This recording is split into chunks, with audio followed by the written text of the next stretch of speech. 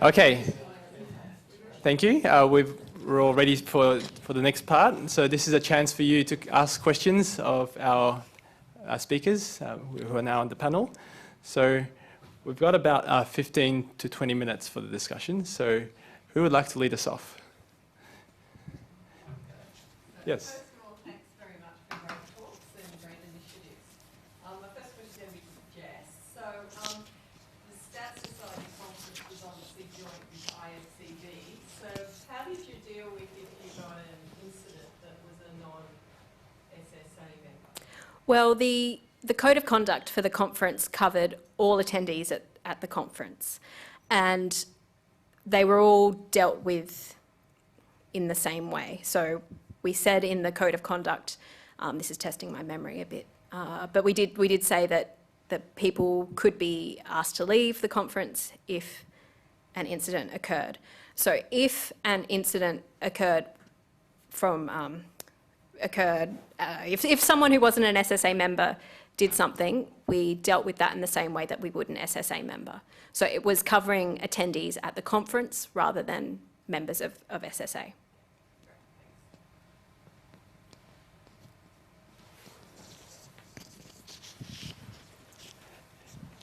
Yes, Alison. Just looking for information. So, when you were setting up the Code of Conduct, did you consult other societies like, say, the Australian Mathematics Society and so forth for what code? Did they have a Code of Conduct? And if so, did you find it satisfactory? So we did have an informal look around at what was available. We did try and follow what ISBA and ASA had already done. We found that within Australia there wasn't too much going on yet in this space.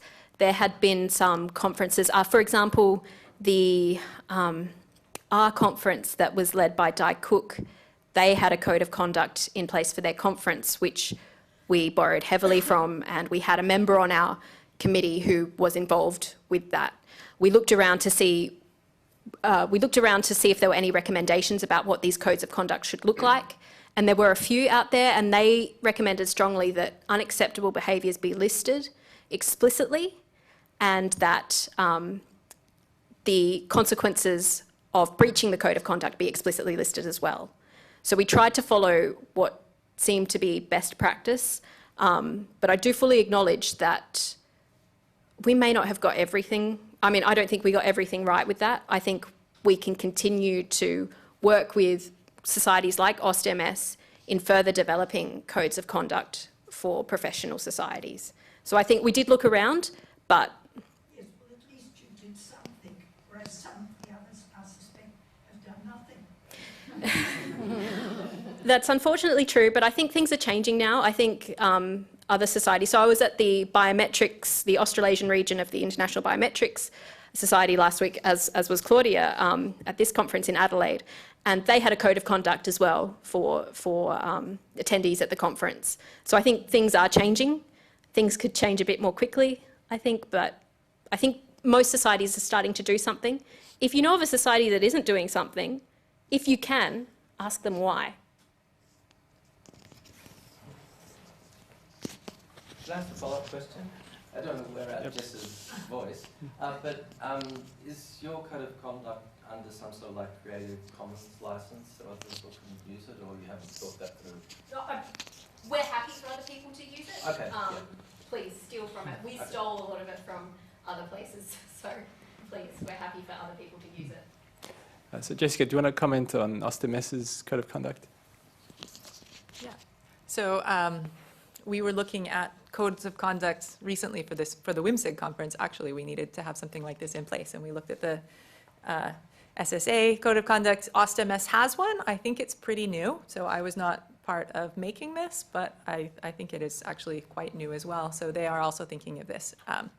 And we liberally stole bits from all different pieces, and we'll discuss more, as that comes closer, what we need to do to make this work well for our conference. So yeah. Do you have a question? Yes. Yeah, I do. My question Claudia, but also others feel free to jump in. I guess I kind of identify as one of those high-achieving females, and probably as like a bit of a chronic overachiever, not necessarily a great thing. But so I guess I've got a couple of questions. First of all, Claudia, you spoke about some awards, and maybe you said it, maybe I missed it. Did you just give out single awards to the best female or the best student, or was it to like some sort of award if they achieved over some certain threshold? No, it was just to the very best within, it was really to the very best within the year.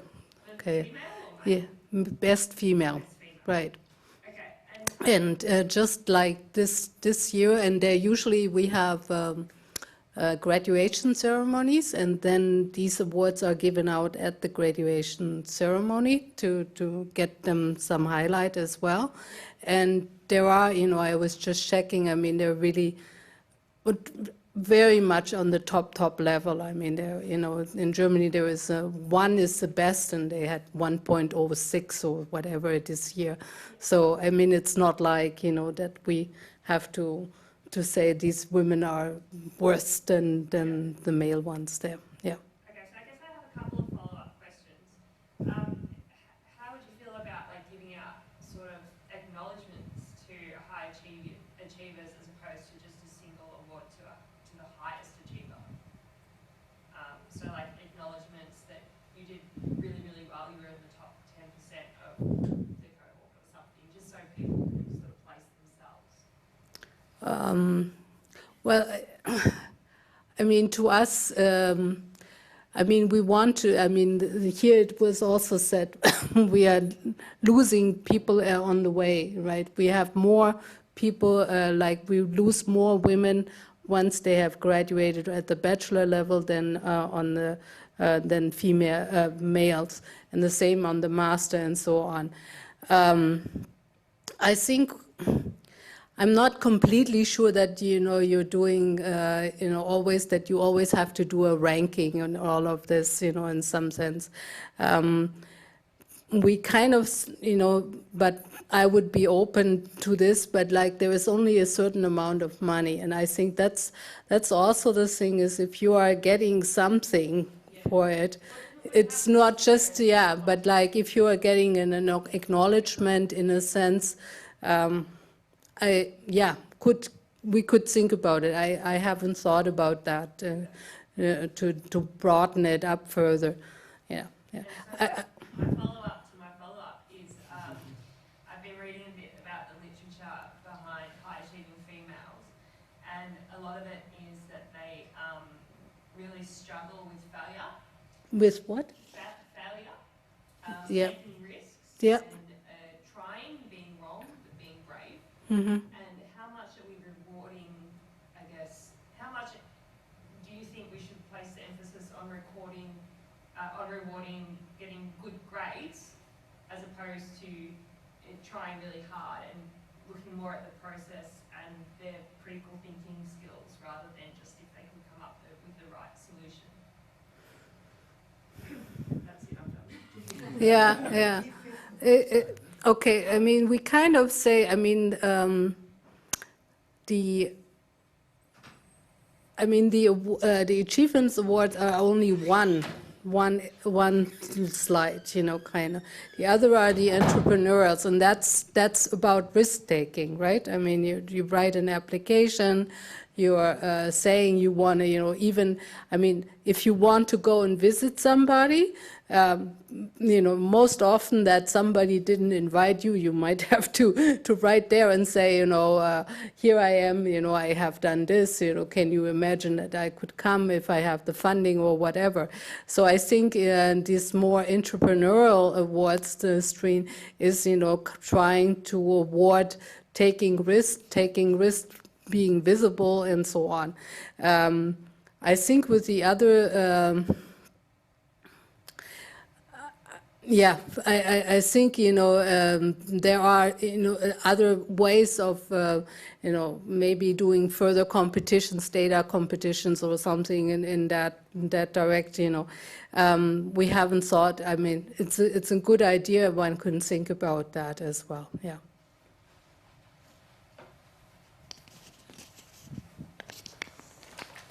I might take a question from Twitter.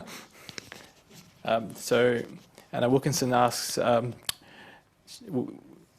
she'd like to know what is the outcomes that we are aiming for? In particular, are they measurable, and how do we measure them? I think we need some sort of cluster randomised trial. Claudia, do you want to take this one? Well, because we kind of have to, get the money every year again. So I think, I've been facing a lot, okay, did you achieve it?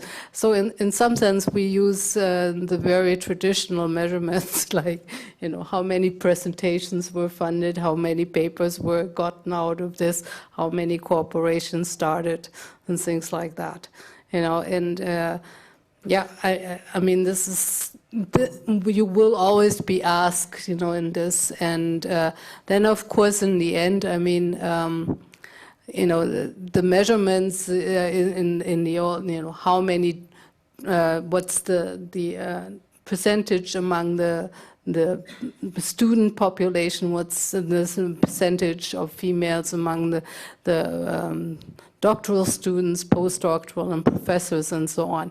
But I think the numbers tend to be always relatively small, and I think we really need dedicated women who are willing to stand up in those selection committees and say, this woman is good, this one, and argue on the scientific grounds. That's always you have to argue with. And stand the grounds. Nobody is gonna hand out this to you. You have to fight for it. And it's I always say the cake is limited, and everybody wants a piece of it. And so, if you want to make a mark, you're gonna have to stand up. You want to say something? I'm happy to say. Yeah, go ahead. You go first. Well, I will talk from the our world perspective, because I think that's also the reason why the Our Ladies was funded. One of the reasons was that I think there was, by looking at the developers of our packages, for example, or speakers at conferences, there was a measure that was taken, and I think in 2015, the major R conference, which is the user conference, had roughly 13% of women, which gave maybe 15, who gave a main talk. And in terms of women's developing our packages, it was roughly 15% in 2015 who were women.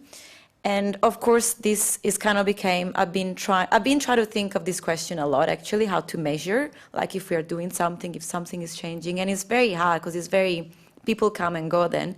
But like measuring these things is one thing. I have to say the proportion hasn't improved too much in terms of the R conference. I think last year was 25% were women, but it has improved. There's still a lot to do. And the other thing that I feel is really good that I've been trying to do is to ask feedback. For example, women coming to me, previous speakers coming to me after a while and telling me, oh, I think I put the talk that I gave at the Our Ladies on my CV, and I think it was really good for my job interview, and they kind of think that helped actually to get a job. So for me, there was a measure of success for that particular speaker. But otherwise, yeah, more standard measure of statistics are probably good. I guess I can just say briefly too, some of these things are measurable possibly, and some are not. We keep track of things like the proportion of women at level E in mathematical departments, and that has been going up, which is a good thing. I don't know if it's directly related to what we WIMSIG have been doing since 2013, but I think that what we are doing does help. We do keep track of what happens, the accomplishments of the travel awards, what came out of that, what sorts of publications and meetings and this sorts of things. We've tried to influence speakers. So AustMS plenary speakers, that used to be the proportion of women speakers was pretty abysmal, but it's now much, much better. It's approaching, it's definitely balanced at this point, at this last conference. So things like this you can measure, but things you cannot measure. So for example, we got lots and lots of feedback on our last WIMSIG conference by women who were just amazed at how awesome it was to be in a room full of research mathematicians.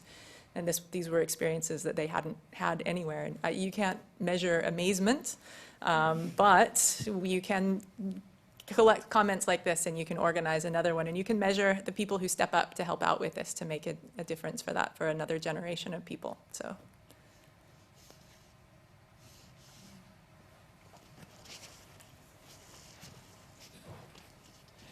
Andrew.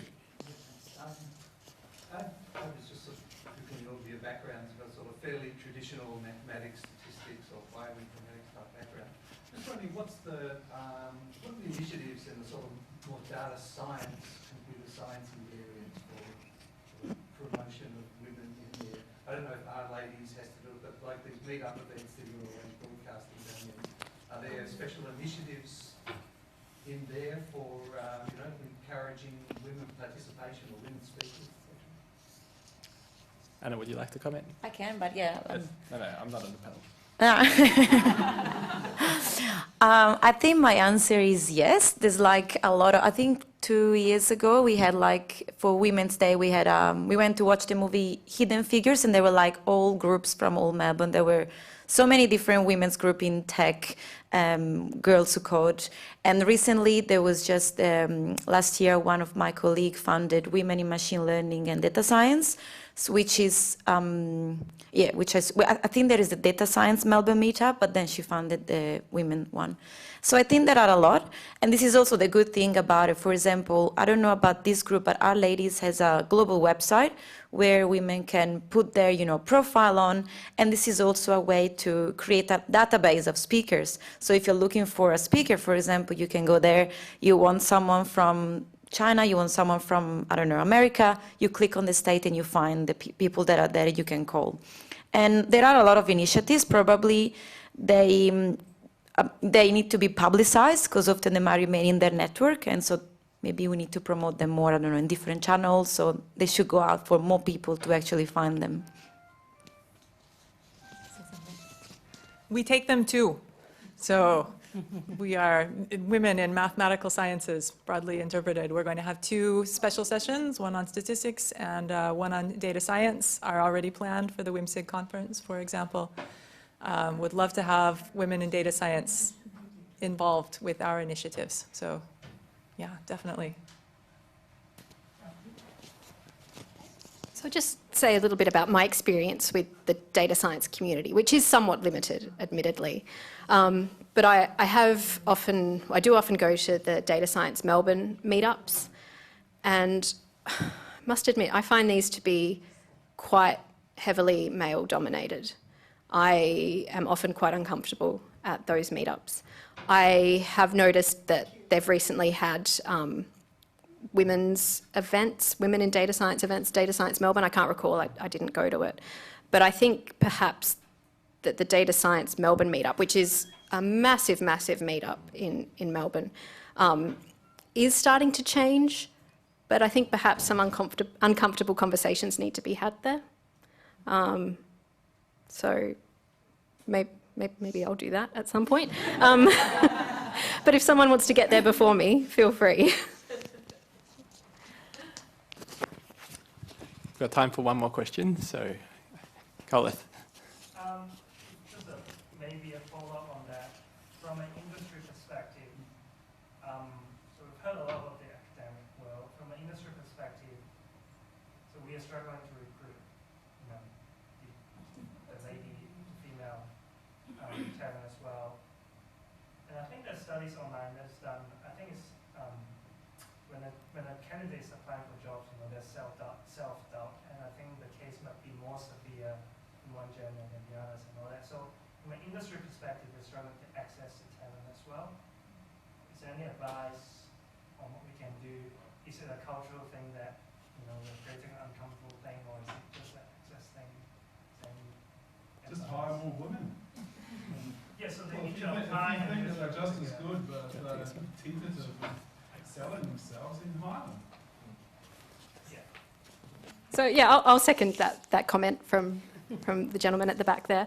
I think also it's important to tap people on the shoulder who you think might be good.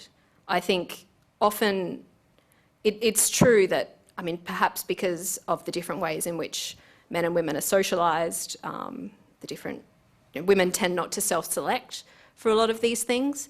So I think perhaps more effort needs to be made in searching those women out.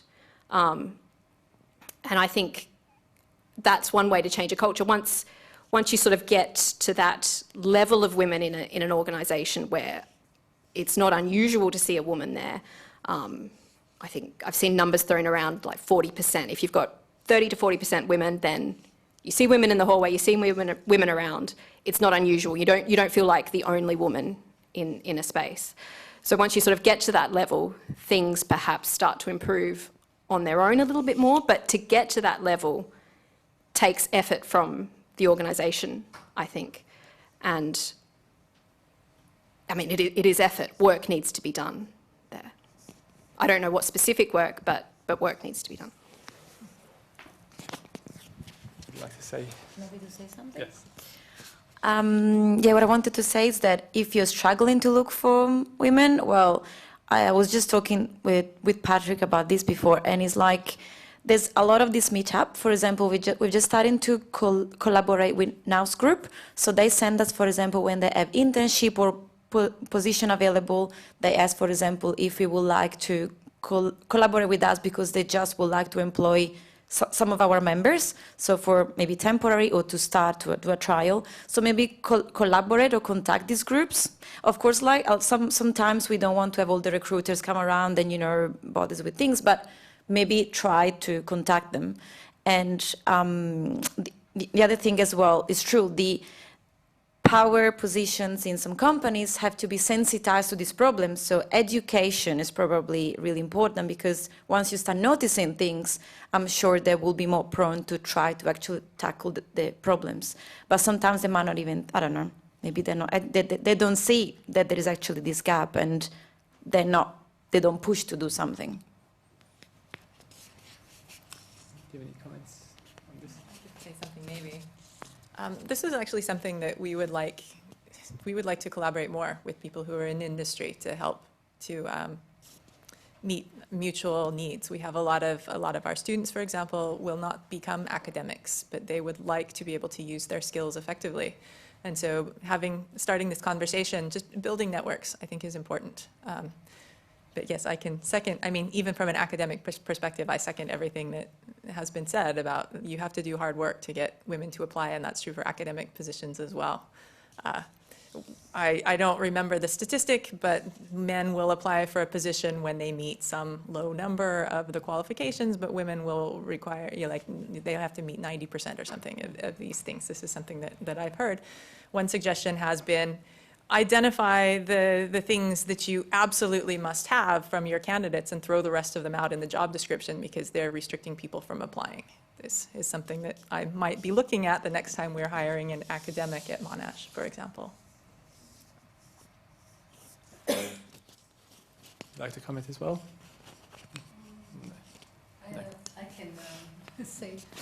I can say something about a long time ago, about 10 years ago. I was looking at how many interviews females and males were doing from the math department, and no,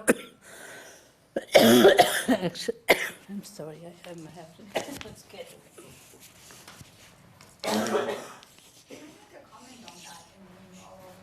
Yes.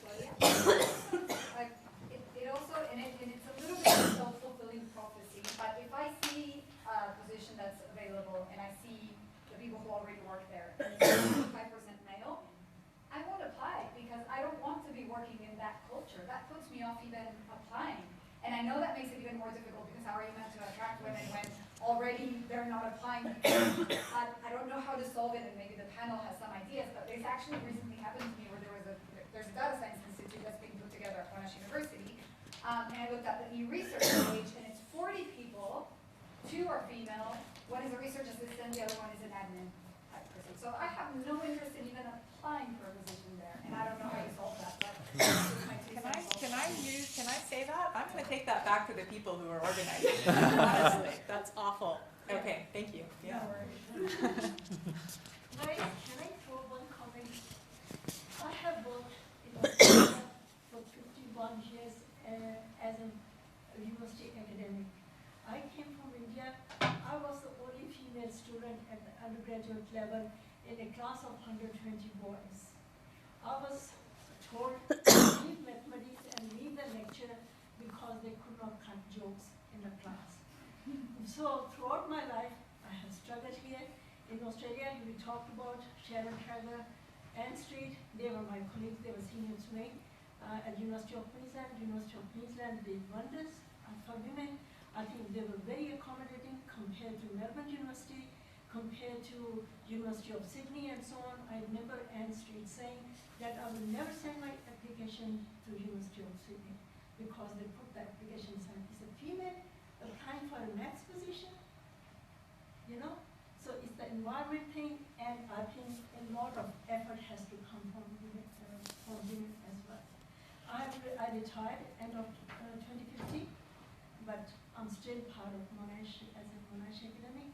I retain my office. I'm still quite actively involved in things because I'm passionate about learning about mathematics and sharing mathematics. Hi Claudia, perhaps you don't remember, I came to your university to give a talk a few years back. Oh, okay. Great. Okay, now I think I got my cough a bit under control.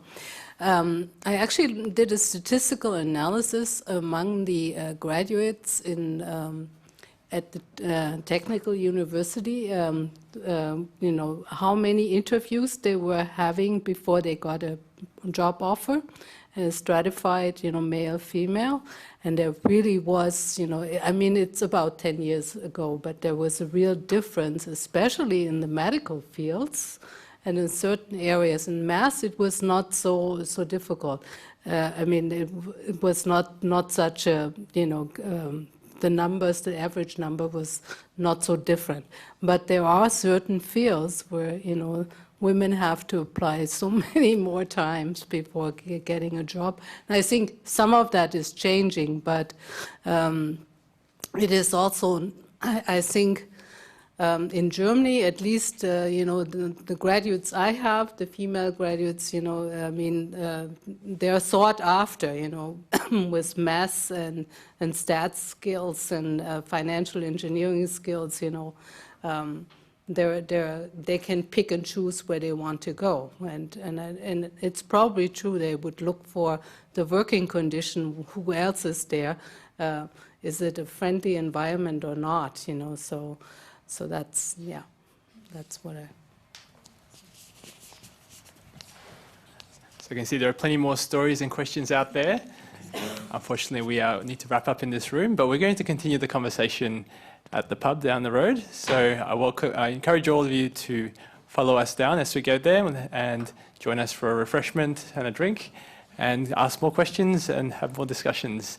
I'd like to thank you all for coming tonight and have a safe and happy holiday. Thanks. Bye-bye.